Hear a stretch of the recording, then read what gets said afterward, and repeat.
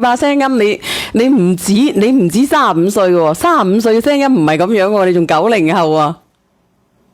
咁把聲老啲啦。咁你啱先又話80後，後尾又話90後？我實係90年嘅。我都唔知你係咪90年啊？你嗱呢個朋友仔話呢個姐姐咧大概係40到45歲。我估計你廣西嘅。係廣西㗎，係廣西啊！你睇下個個都話你黐成50歲啊，你仲講？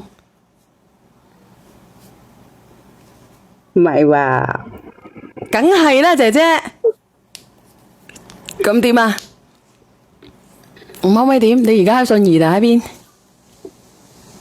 咁係信義，咁就陪佢啦，陪佢就俾佢搞嘢啦。咁點啊？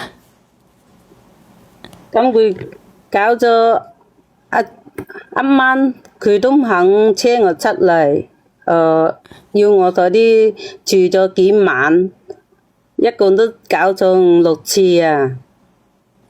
咁好慘噶喎！如果咁樣嘅，阿杜又因為3家啦，又唔有嗰啲防護措施啊，佢又把啲嘢又借晒入去。個點啊？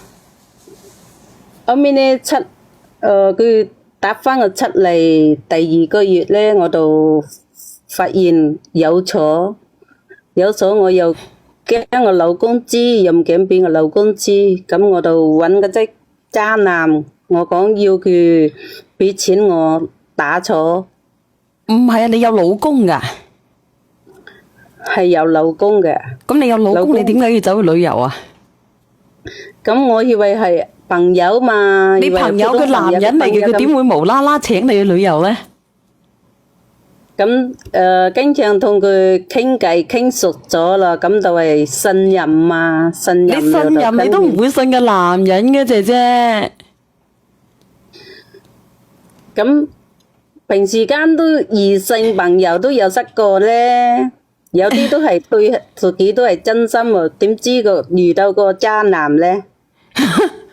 嗱，我話俾你知，其實咧佢係人哋已經講明啦，你出嚟旅遊表明係咩意思啊？我約你出嚟旅遊即係咩意思啊？你哋聽唔聽得明啊？你可以去我老家旅遊即係咩意思啊？聽唔聽得明啊？嗱，你咪喐住啊！我問下直播間嘅人啦，我係一個男人，我約你去我老家嘅去旅遊咩意思啊？阿珍葉。小圓姐姐，聽咁耐，我覺得佢好似釣魚咁嘅。點釣魚啊？我而家就係問你啦，我約你，你約我去你老家旅遊，你有咩意思啊？咁肯定有嘢噶啦。你肯定想搞我啦，係咪先？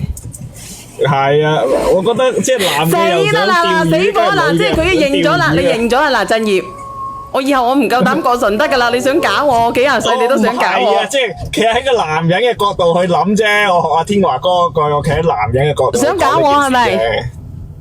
唔係，我對你絕對冇興趣，小圓姐姐。點解你要咁？你哋咁淫邪啊！我咁靚，咁梗係啦。唔係啊，小圓姐姐，你今晚着呢件衫啊！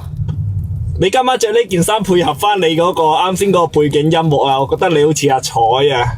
我都係啊！我要揾我隻豬筋啊！唔係你知唔知邊個阿彩先？你答我。海美啊嘛。係啊。嗰個人見人愛嗰個啊嘛。好似阿海美啊。不過我隻豬筋都唔知去咗邊度啊！隻豬筋。唔係真兒，我想問你個問題，如果俾個咁嘅聲音嘅女人釣你，你俾佢釣啊？咁梗係掂都唔掂得啦！呢個阿姨嚟嘅呢個。你咁講人哋啊？話俾你知。我哋鄉下講婆乸嚟喎呢個。你點講人哋啊？人哋先90年嘅咋，你好衰噶。咁90年唔可以係婆乸噶？啊？00年都係婆乸噶啦，係真係啊！你咁樣講人哋會好煩噶，好似我咁樣，你約得我真係好驚嘅。唔係啊，小圓姐姐，你今晚真係好似阿彩啊，小圓姐。